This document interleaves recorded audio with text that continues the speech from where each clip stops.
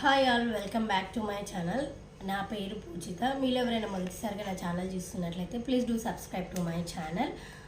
అట్లనే మీకు కనుక వీడియో నచ్చితే కనుక లైక్ చేయండి, షేర్ చేయండి, కమెంట్ చేయండి.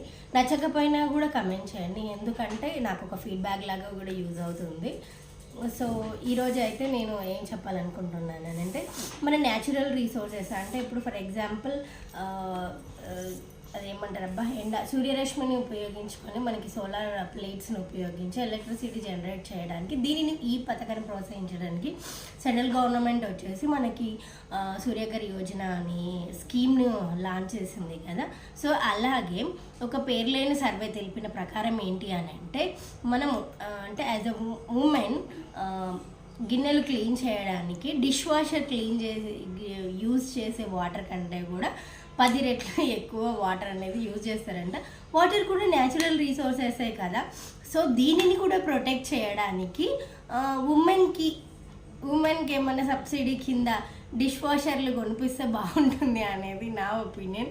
మీరేమంటారు? Let me know in the comment section.